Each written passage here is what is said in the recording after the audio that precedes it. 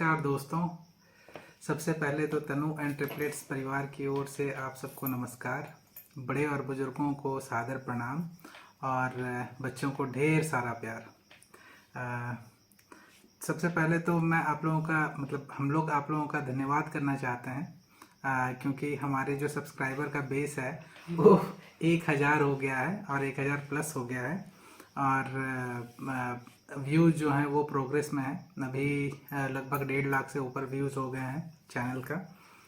और congratulations to Tanu again, क्योंकि ये एक्चुअली बहुत सारी चीज़ें जो हैं खुद से कर रही हैं। तो हमारे जो वीडियोस को एडिट करने से लेकर के कैप्चर करने का टाइमिंग, अब तो व्लॉग्स भी वो खुद से इंटरप्रेट करती हैं। एट द सेम टाइम इन्होंने वो जो ब्लॉग्स वगैरह का अलग अलग साइट्स में रहते हैं, जैसे कि आप पिंटरेस्ट में भी चेक कर सकते हैं, आप ब्लॉग स्पॉट में भी चेक कर सकते हैं, मीडियम में भी इनका ब्लॉग्स काफ़ी ज़्यादा अच्छा और हिट हो रहा है धीरे धीरे। और फेसबुक पे हमारा पेज है तनु एंड द ट्रिपलेट्स का, ग्रुप भी है, आप ज्वाइन कर सकते हैं ग्रुप।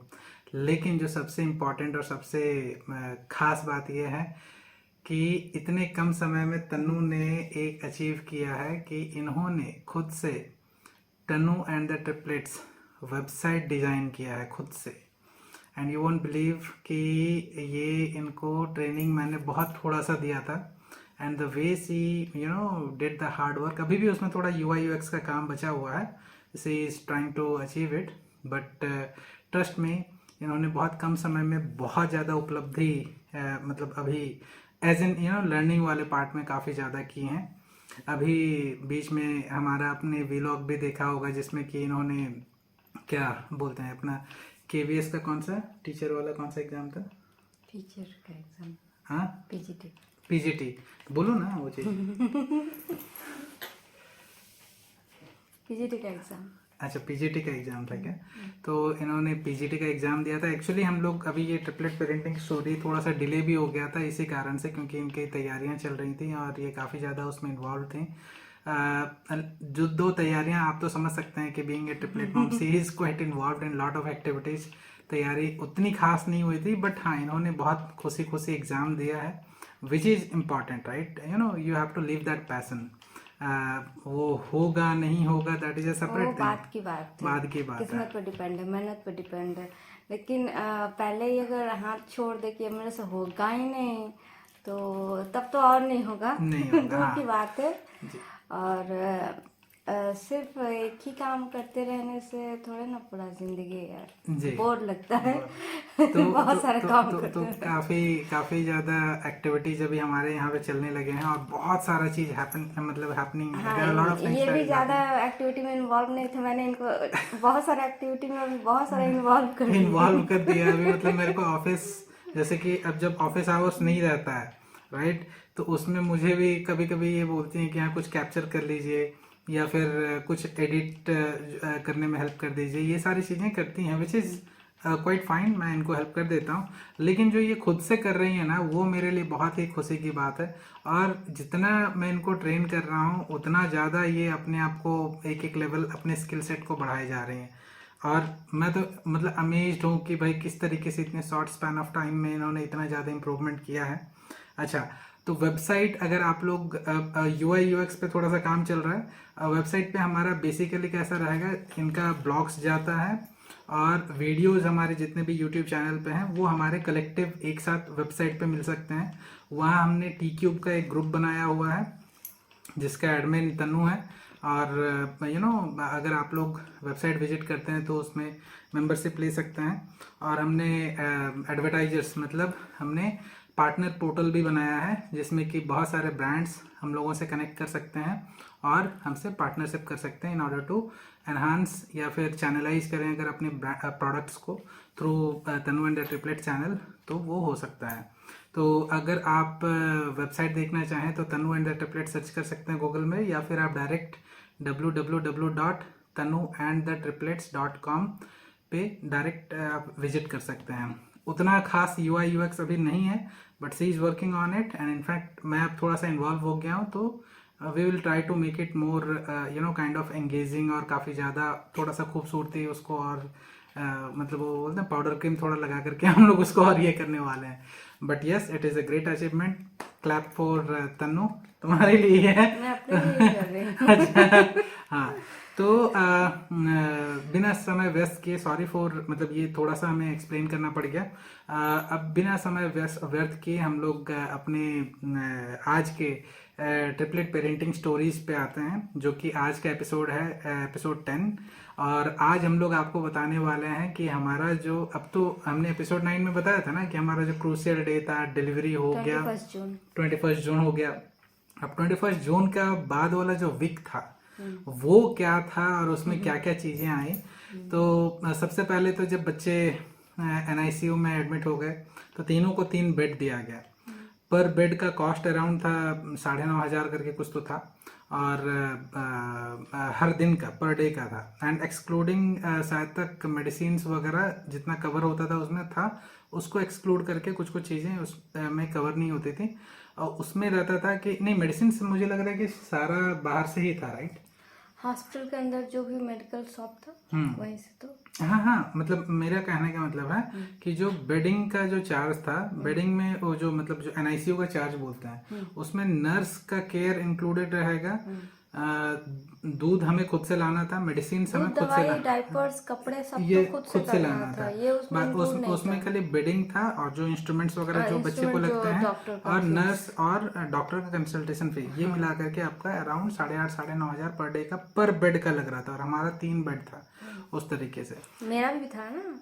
अच्छा, तो हाँ, तो इनका एक अलग से हमने वो वही जो सुपर डिलक्स रूम लिया हुआ था, तो उसका एक अलग से लग रहा था. तो कॉस्ट हमारा तो लग ही रहा था, इनिशियल डेज में हमारा था, which was fine for the time being, क्योंकि चीज़ें क्रूशियल थी.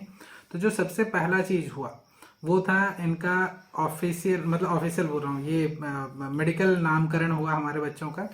तो तीनों का नाम क्या क्या दिया गया था? T1, T2, T3. अच्छा, तो वहाँ एक पेपर पर, हाँ, वो जो उनका रजिस्टर होता है जिन पे वहाँ लिखा हुआ था. हाँ, तनु तनु तनु. हाँ. तो T1 मतलब baby of Tanu Kumari 1, baby of 2, same 3. तो T1 में हमारा बाला था, T2 हमारी बेटी थी और T3 जो था हमारा कान्हा था. तो इस तरीके से इनका नामकरण हुआ, जो कि मेडिकल टर्म्स में T1, T2, T3 बोलेंगे. और अभी जो इसके बाद फिर सबसे इम्पोर्टेंट पार्ट क्या आया कि हम लोगों को जैसे डिलीवरी का दूसरे दिन इनको बुलाया गया, मुझे भी बुलाया गया. तो हमारा सबसे पहले काउंसलिंग हुआ. काउंसलिंग किसने किया? तो न्यूनैटोलॉजिस्ट जो थे उन्होंने किया. अब काउंसलिंग में हमारा क्या होता है कि काउंसलिंग में वो पहले आपको सारी चीज़ें बताते हैं, सिनेरियो, डिलीवरी के बाद बच्चे का करंट कंडीशन कैसा है, और पहले तो वो बताते हैं कि भाई अगले 1 वीक में क्या क्या चीज़ें घट सकती हैं, क्योंकि प्री मैच्योर बच्चा है, वजन कम है, राइट? हमारे तीनों बच्चे का वजन जो था जब डिलीवरी के समय 1.4, 1.32 या 1.34 और 983 ग्राम. T1 वॉज 1.34 जो कि बाला, T2 मतलब बेटी जो थी 1.4 और अपना कान्हा जो था वो 983 ग्राम का था.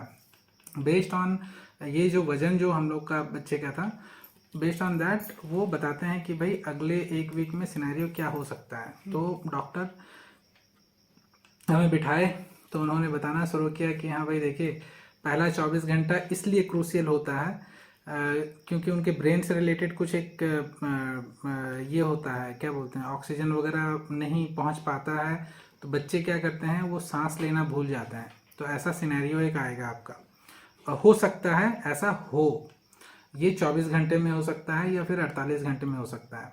अगर 24 घंटे और 48 घंटे में पार हो गया, मतलब वो जो चांस 95% होता है कि बच्चा वो कंडीशन फेस कर सकता है, वो घट के सीधा 30-20% हो जाता है. जो कि इस टाइम उनके लंग्स प्रॉपर डेवलप नहीं हुए रहते और डॉक्टर पहले ही बता दिए थे कि बच्चे का ऑर्गन स्पेशली उनका लंग्स डेवलप नहीं होता. तो वो लोग पहले क्या करते हैं, बच्चे को ऑक्सीजन पे रखते हैं. तो और बच्चे को धीरे धीरे वो ऑक्सीजन से डिटैच करते हैं. मतलब 24 आवर्स के बाद पहले चेक करते हैं कि ऑक्सीजन के बाद बच्चा सस्टेन कर रहा है कि नहीं कर रहा है, वो सांस ले पा रहा है कि नहीं ले पा रहा है। उसके बाद धीरे धीरे उसको हटाते हैं। तो पहला 24 घंटे से 48 घंटे इसलिए ज़्यादा क्रूशियल होता है। और परसेंटेज तो मैंने आपको बता दिया कि भाई किस परसेंटेज में बच्चा इफेक्ट हो सकता है पहले 48 घंटे में। उसके बाद अगर पार हो जाता है तो चांसेस, जो probability of them getting affected by this particular ये चीज़ जो होता है वो 30 to 40% हो जाता है। That is one part. तो वो एक चीज़ बताया गया। दूसरा पार्ट बताया गया कि पेट में इन्फेक्शन एक होता है जो कि अगले 72 घंटे में हो सकता है ऐसा। और वही सेम सिनेरियो 95% रहेगा प्रोबेबिलिटी ऐसा होने का। और ये मतलब करोड़ों में एक बच्चे को ऐसा होता है। अगर पार हो गया तो वो प्रोबेबिलिटी घट करके सीधा 20-30% हो जाता है वैसा। तो ऐसे 2-3 तरह के सिनेरियोज बताए जो कि हम लोग, हो सकता है कि मैं मेंशन कर दूंगा अगले एपिसोड में। मैंने उसके बारे में थोड़ा, मुझे याद नहीं आ रहा एक्चुअली क्या क्या चीज़ें उन्होंने बताया हुआ था। तो लेकिन उसमें से जो सबसे इम्पोर्टेंट पार्ट था वो उन्होंने बोला था कि डे 3 में हो सकता है बच्चे को जॉन्डिस होगा, जो कि प्रीमैच्योर बच्चों को होता है। और आजकल तो मैक्सिमम जो नॉर्मल बच्चे जो 10 मंथ 9 मंथ में पैदा हुआ है तो उन्हें भी कंपल्सरी होता ही है जॉन्डिस। तो घबराने की बिल्कुल भी जरूरत नहीं है। वो जॉन्डिस होगा, वो विद इन 24 to 48 आवर्स वो ठीक हो जाता है।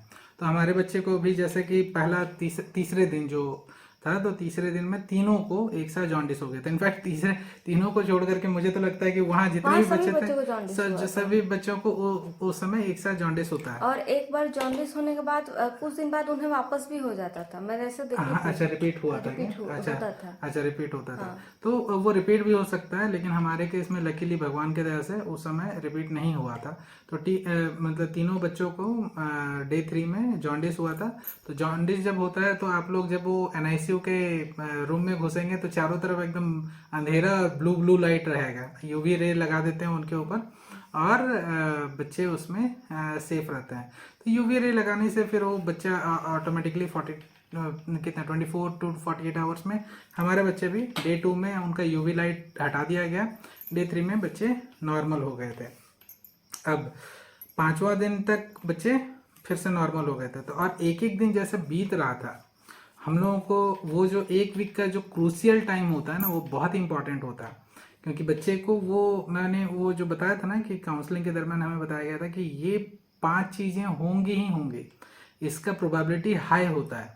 और अगर आपका बच्चा इससे बच के निकल गया तब समझिए कि आप थोड़ा सा राहत महसूस कर सकते हैं, थोड़ा सा। हाँ, अभी भी, क्योंकि पूरा अभी घर ले जाने तक बहुत सारे सिनेरियोज आते हैं और उस समय वही होता है कि हिम्मत आपको बांध के रखना पड़ता है। उसके बाद गायनेकोलॉजिस्ट का काउंसलिंग हुआ। गायनेकोलॉजिस्ट उनकी वाइफ ही थी, तो उन्होंने काउंसलिंग के दरमियान हमें कुछ चीज़ें तनु के प्रिकॉशंस के लिए बताए थे, जैसे कि वेट लिफ्ट कुछ ज़्यादा हैवी नहीं करना है, बकेट वगैरह कपड़े का ये सब नहीं उठाना है। दूसरा चीज़, प्रेगनेंसी जो है वो अगले 3 साल तक तो हमें कंसीव नहीं करना है बिल्कुल भी। और ऑफकोर्स हमने तो कभी ऐसा प्लान किया भी नहीं, क्योंकि भाई 3 आ गए थे तो उसके बाद फिर अब सोच भी नहीं सकते थे अभी तो। और गाड़ी चलाते वक्त, क्योंकि इनका कैसा था कि अभी ऑपरेशन हुआ था, right, and it was a very major operation. तो उन्होंने कहा था कि 9 दिन तक या 30 दिन तक, ऐसा 9 से 30 दिन तक इनका जो गाड़ी वगैरह पे बैठेंगी या फिर ज़्यादा जर्किंग्स वगैरह होगा तो वो चीज़ अवॉइड करना है इनका। तो वो भी मैं कोशिश करता था। आगे का सिनेरियोज में बताऊंगा किस तरीके से ऐसा हुआ था, जो कि मतलब इनको थोड़ा सा जर्किंग्स लगे थे और गाड़ी चलाते वक्त। तो हमने फिर उसके कारण भी अपना जो एकोमोडेशन है वो भी शिफ्ट किया था, थोड़ा बहुत आगे पीछे किया था, एडजस्टमेंट किया था। और तो ये हमारा सबसे क्रूशियल 1 वीक था, जिसमें कि मतलब इसमें आपका इमोशंस कैसा होता है मैं आपको ये बता देता हूँ। एक तो आप पहले क्या होता है कि डिलीवरी के बाद एक तो खुशी हो जाते हैं बहुत ज़्यादा कि हाँ भाई बच्चे आ गए हैं। अब तो आपको लगता है ना कि भाई हाँ चलो सब नॉर्मल है बोल करके। लेकिन इसके बाद फिर कैसा होता है ना कि जब डॉक्टर्स आपको बताते हैं, जो कि रियलिस्टिक ही होता है, वो कभी कुछ गलत तो नहीं बताते हैं कि भाई वो जो बोले वो फैक्ट बात बोले, वो कुछ गलत नहीं बोले, ऐसा होता ही है। तो अब वो चीज़ बताए तो फिर आप भगवान से एकदम प्रार्थना करने लगते हैं कि भाई अगले 24 घंटे, अगले 48 घंटे, फिर उसका 72 घंटा किस तरीके से पार हो जाए धीरे धीरे करके। तो वो सिनेरियो जो होता है ना हमारे लिए मतलब बहुत ही मतलब हिम्मत रखना पड़ता है, क्योंकि आपने ऑलरेडी बच्चे का मुंह देख लिया हुआ है। अब आप उसको किसी भी रिस्क में नहीं डाल सकते या फिर किसी भी तरीके से परेशानी में नहीं देख सकते। इस दरमियान मैं आपको बताता हूँ, तो जैसे कि उन्होंने एक चीज़ तो बताया था बहुत इम्पॉर्टेंट, वो ये था कि हमारे उसी NICU में मैं इस कहानी को और थोड़ा भी डिटेल में बताऊंगा आप लोगों को आगे। तो एक जो किन्हीं एक डॉक्टर का बेटा था, बच्चा था, वो बेटा ही था, लड़का था, वो 7 मंथ में आया था।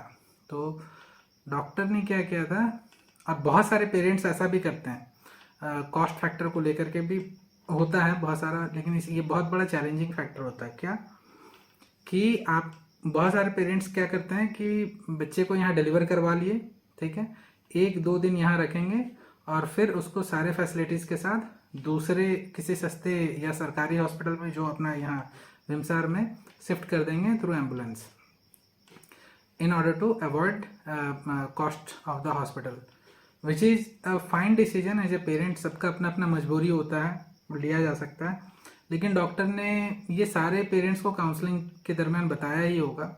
स्पेसिफिकली हम लोग को जब बताया गया तो हम लोगों ने भी ये चीज़ रियलाइज़ किया और देखा भी, ऑब्जर्व भी किया।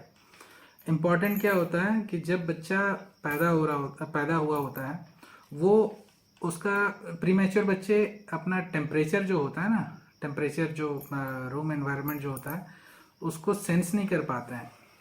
वो अगर जैसे कि अगर आप थोड़ा भी फ़ैन ऑन कर लेंगे ना तो उसको कोल्ड तुरंत पकड़ लेगा, और उनका चूँकि लंग्स डेवलप नहीं हुआ होता, तो अगर उस समय लंग्स में थोड़ा भी इन्फेक्शन गया तो समझिए बहुत मेजर प्रॉब्लम हो सकता है। तो ठंड तो बिल्कुल भी नहीं चाहिए उसको, टेम्परेचर आपको मेंटेन करके रखना पड़ेगा तो टिल 97-98 डिग्री, राइट, वो वाला जो टेम्परेचर रहता है आपको मेंटेन करके रखना पड़ेगा। तो अब बच्चे को जब आप, और उसका इम्यून सिस्टम तो बिल्कुल भी डेवलप नहीं हुआ होता उस समय तक, बहुत ही मतलब माइल्ड होता है उनका इम्यून सिस्टम, जो रोग मारक क्षमता जो होती है उसकी बहुत कम होती है। तो पेरेंट्स क्या कर रहे थे, मतलब मैंने 2-3 पेरेंट्स को देखा, और इनफैक्ट एक पेरेंट ने वो गलती किया, उसको भुगतान भी करना पड़ गया उस समय। तो 2 पेरेंट्स जो थे उन्होंने इमिडिएटली ऐसा डिसीजन लिया, उसमें से एक्चुअली 3 पेरेंट्स ने ऐसा डिसीजन ले रहे थे कि हाँ भाई कॉस्ट कटिंग के लिए हम लोग अपने बच्चे को फिर यहाँ डिलीवर करवा लिए, अब 1-2 दिन रख लिए और उसके बाद हम लोग वो सरकारी हॉस्पिटल वाला NICU में शिफ्ट कर रहे हैं। उसी दरमियान जो एक डॉक्टर थे, वो कहीं और के डॉक्टर थे, उन्होंने अपने बच्चे का डिलीवरी करवाया था कहीं और वो क्या किए, फिर कुछ तो प्रॉब्लम स्टार्ट हुआ, तो उन्होंने उसी समय डिसीजन लिया कि हम थ्रू एम्बुलेंस अपने बच्चे को ये विमसार ये जो विकास मल्टी स्पेशलिटी में लेकर के आएंगे। लेकिन प्रॉब्लम ये हुआ कि ट्रैवल के दरमियान बच्चा को इन्फेक्शन जो है वो ज़्यादा बढ़ गया, बिकॉज आप कितना भी एनवायरनमेंट को क्लीन रख लें, और उस समय थोड़ा सा ये भी चल रहा था, जो बड़ी वाली बीमारी भी चल रही थी ना अपना बहुत, तो वो शिफ्ट करने के दरमियान उसको मेजर इन्फेक्शन पकड़ लिया। इन्फेक्शन जैसे पकड़ा, वो बच्चा का कहानी मैं बताऊंगा, बच्चा सरवाइव नहीं कर पाया, बट हमने उसको देखा किस तरीके से वो स्ट्रगल कर रहा था, बहुत फाइट किया बच्चे ने, बट वो सरवाइव नहीं कर पाया। तो ये डिसीजन तो आप अपने हिसाब से लीजिए। मैं तो बोलूँगा कि कॉस्ट फैक्टर मायने नहीं रखता, आपके बच्चे की जान ज़्यादा मायने रखती है, राइट। मजबूरियां सबकी होती हैं, लेकिन बच्चे को बचाना है तो ये आपको डिसीजन लेना पड़ेगा। जिस हॉस्पिटल में बच्चा पैदा हुआ, कम से कम उसका वजन जब तक 3-3.5 किलो तक नहीं हो जाए, तब तक उस हॉस्पिटल से उस बच्चे को नहीं लेकर के जाना आप, क्योंकि 3-3.5 किलो तक वजन हो जाएगा तो बच्चे में लड़ने की क्षमता डेवलप हो जाती है। और इस समय हमें तो मतलब मदर्स मिल्क जो होता है वो ज़्यादा से ज़्यादा इनटेक मतलब देना था बच्चों को। तो पहले तो उन्होंने प्रीनैन से स्टार्ट किया, उसके बाद 1 दिन या 2 दिन के बाद उन्होंने मदर्स मिल्क ये करना शुरू किया, और उसके लिए वो कंगारू केयर जो होता है, कंगारू केयर KMC जो होता है वो देने के लिए कहा गया। KMC का मतलब है आप बच्चे को ऐसे अपने गले से लगा करके, मतलब अपने छाती से लगा करके थोड़ी देर बैठते हैं, तो केएमसी देने से फ़ायदा क्या होता है कि बच्चे का वजन जो होता है ना वो उसमें एक्सपोनेंशियल ग्रोथ होता है, क्योंकि ये बॉडी टू बॉडी टच जो होता है, इनफैक्ट आपको बोलते हैं कि शर्ट हटा दीजिए, ये हटा दीजिए, जितना आपके बॉडी से बॉडी का टच होगा बच्चे का उसमें वो वजन बढ़ने की क्षमता उसमें ज़्यादा आ जाएगी, तो उसका वजन फास्ट बढ़ने लगता है। तो ये सारी चीज़ें स्टार्ट होनी शुरू हो गई थी ग्रेजुअली, लेकिन ये हमें बहुत ही इम्पोर्टेंट बताया गया था कि आप अगर यहाँ पर बच्चे को पैदा किए हो और यहाँ पे आपने एक एनवायरनमेंट में रखा हुआ है, let the baby grow till 2 kg या फिर 3 kg तक, 3 kg बोलते हैं, 3 kg तक अगर हो जाए तभी जा करके बच्चे को कहीं शिफ्ट करना चाहिए, नहीं तो वो बच्चे के लिए बहुत खतरनाक हो जाता है। और 1-2 बेस्ट प्रैक्टिसेस आएंगे आगे चल करके जो हम लोग बताएंगे, जैसे कि बर्पिंग देना, राइट। हम लोग बहुत कैजुअल कभी कभी ले लेते हैं, राइट, कि बच्चे को बर्पिंग नहीं देना, मतलब ठीक है दूध पिला दिए, थोड़ा बहुत ये कर दिए, बर्पिंग नहीं भी आया तो मम्मी पापा थक गए हैं तो सुला देते हैं, राइट, ऐसा करते हैं। मेरा तो पूरा 24 घंटा सिर्फ बर्पिंग देते रहते। तन्नू के केस में ऐसा था और मेरे केस में ऐसा था कि मैं जैसे घुस रहा हूँ एनआईसीयू में, देख रहा हूँ ये एक को थपथपा रही है, तो मैं फिर दूसरे को पकड़ करके दूसरे को दूध पिलाया और दूसरे को ये करने लगा। तन्नू के केस में कैसा था ना, 2 नर्सेस तो है, आने के बाद की तो बात कर रही हूँ। हाँ अंदर नहीं, 2 वहां पर भी कैसा था ना, वहाँ पर तो संभाल लेते थे, क्योंकि वहाँ नर्सेस भी रहती थी, वो एक को तन्नू पिला रही है, दूसरे को 2 नर्स पिला रही हैं, ऐसा मैं भी घुसता था तो मैं भी पिला देता था, सासू माँ मम्मी कोई भी घुसते थे पिला देते थे धीरे धीरे। तो लेकिन अब वही होता था, अब मेरी मम्मी को स्पेसिफिकली क्या है डर लगता था क्योंकि छोटा था ना बहुत, तो मम्मी लोगों को कैसा होता है ना वो, मतलब वो देख करके उठाने में डर लगता है, तो कि कहीं कुछ हो गया, कहीं कुछ मतलब बच्चे का ये हो गया, और बहुत उसको पकड़ने का मतलब अभी उस समय तक हम लोग को ऐसा ट्रेंड हो गए थे मैं और तन्नू की, अभी कोई भी बच्चे को दे दीजिए हम लोग मतलब एकदम ढंग से पकड़ लेंगे, क्योंकि जब उतने छोटे बच्चे को आप अच्छे से पकड़ सकते हैं, और वो ट्रेन करती हैं, जो नर्सेस और डॉक्टर्स होते हैं वो ट्रेन करते हैं। और बच्चे इतने छोटे होते हैं ना कि बस उनकी मुंडी इतने हाथ में बस आ जाती थी ऐसे करके, उसका बॉडी तो इससे ज्यादा आगे जाता ही नहीं था। इसको मुंडी, मेरे छोटू का कान्हा का मुंडी इसमें आता था, एक फोटो भी है, सिर जो है हाँ वो इसी हाथ में रहता था, मुंडी पता चलता तो और इसमें बर्पिंग वाला जो पार्ट है ना वो क्यों इम्पोर्टेंट है ये भी हम आपको अगले एपिसोड में बताएंगे, लेकिन burping is very very important. Burping को लेकर भी 2-3 ऐसा इंसिडेंट हो चुके हैं वहां पे, मतलब हमारे सामने हमने देखा हुआ है कि, और कैसा होता ना कि ये बच्चे इतने छोटे होते हैं कि आपको ना बर्पिंग देने में डर लग रहा होगा कि कहीं 2-4 हड्डी ना टूट जाए, लेकिन हम नर्सेस को जब देखते थे ना डब डब डब मतलब इतना जोर जोर से मारते थे ना उनको, हम लोग देख रहे भाई इतना छोटा बच्चा है कैसे इसको मार रहे हैं, तो लेकिन वो बच्चा भी आराम से एकदम उसको रिलैक्स फील होता था जब वो पीठे में कभी कभी ऐसा ऐसा कर लेता था, लेकिन हाँ वो मस्त रहता। Burping is very crucial during the entire ये जो जर्नी रहता है, इनिशियल जर्नी जो रहता है, बच्चा जब तक आपका मूवमेंट ना करने लगे, हाथ वाथ ना फेंकने लगे, मतलब 6 महीने 1 साल तक बर्पिंग चाहिए होता है, क्योंकि बच्चा जब मूवमेंट करेगा उसका बॉडी मूवमेंट होता है, राइट, बॉडी मूवमेंट होने से गैस रिलीज हो जाता है, लेकिन बच्चा जब प्रीमैच्योर पैदा होता है और उतना छोटा रहता है उसका बिल्कुल भी बॉडी मूवमेंट नहीं रहता, वो ऐसा है एकदम मतलब एकदम स्थिर पड़े रहते हैं, तो हम लोग ऐसे नहीं बस मतलब पेट के बल सुलाते थे, हाँ, और उनको सुलाने का तरीका भी होता है, वो भी हम आपको ग्रेजुअली बताएंगे। फोटो हाँ, तो हम लोग अगले एपिसोड में बताते हैं, क्योंकि मैं ये एपिसोड को और ज्यादा लंबा नहीं करना चाहता, नहीं तो भाई ऑडियंस जो होंगे वो फिर मतलब परेशान हो जाएंगे, बोलेंगे कि भाई इतना लंबा लंबा वीडियो बनाते हो, तो हम लोग ज्यादा बड़ा नहीं रखना चाहते, लेकिन ये चीज तो है कि बर्पिंग बहुत क्रूशियल होता है, बहुत क्रूशियल, मतलब आप अंदाज नहीं रख सकते हैं कि एक छोटा सा वो हवा जो होता है वो आपके बच्चे के जीवन और जान और मतलब जीने और मरने का वजह बन सकता है, मतलब इतना क्रूशियल है, लेकिन बहुत इंपॉर्टेंट है। हम आपको अगले एपिसोड में ये चीज कवर करते हैं, ठीक है, और इसका इंपॉर्टेंस बताते हैं कि क्यों उतना ज्यादा जरूरी है। तो हमारा पहला वीक लगभग इसी तरीके से रहा, काउंसलिंग्स हुए, बच्चे को देखा गया, और फिर हमारा एनआईसीयू का जो विजिट था वो काफ़ी ज़्यादा बढ़ गया था। हम लोग टाइम टू टाइम जाते थे, कभी तन्नू जाती थी, कभी मैं जाता था, फिर कभी तन्नू, फिर कभी मैं, नर्सेस वहाँ रहती ही थी केयर करने के लिए, और तन्नू को स्पेसिफिकली जाना पड़ता था क्योंकि फिर दूध पिलाना इनको सीखना पड़ता है, हम लोगों को एज ए पेरेंट हम लोग को सीखना पड़ता है कि हाँ भाई दूध कैसे पिलाना है उनको।